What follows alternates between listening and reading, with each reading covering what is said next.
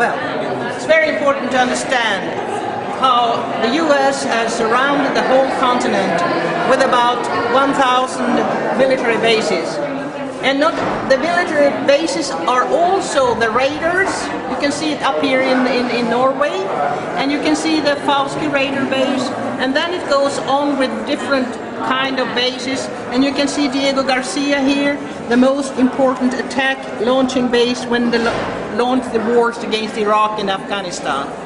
And here you have an Eastern NATO unfolding. Here in Alaska, they have Eielson Air Force Base, and from there they launched a huge Air Force attack or exercise, and even Sweden was taking part in this exercise. It's Japan, it's South Korea, it's the NATO countries, it's Australia who are in the East NATO. And here comes the South NATO with Chile, always cooperating with, and South Africa and Australia. It's the South to take on the South and the Antarctic gas and oil. And here you have the North NATO. So all here are a lot of exercises going on, because here up in the north there are gas and oil under the ice. So if you want the other people to sign any treaties like our nuclear weapons convention, you have to understand that this is a stranglehold.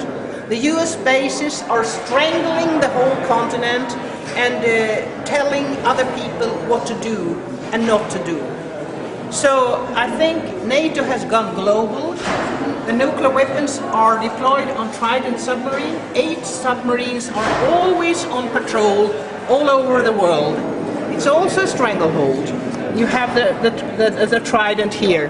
And another thing I think we should observe is that now US has signed an agreement with Colombia to build 7 new military bases in Colombia. And what is that for?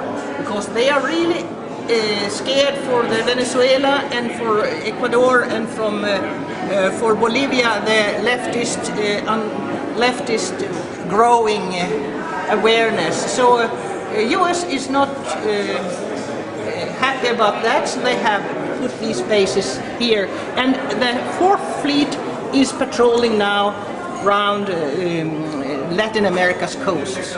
So we have to be aware of the whole picture, and that all these bases, I'm finished soon. All these bases are for space war as well, like all those here. So you have to study this book, The Basis of Empire, and then you understand. And it's written by Catherine Lutz, a professor. So it's a very important book. Thank you very much. Could you please say what your name is? My name is Agneta Norberg, and I'm the Vice Chair of the Swedish Peace Council and also the Board of the Directors in Global Net Against Nuclear Power and Weapons in Space. That's me. Thank you so much.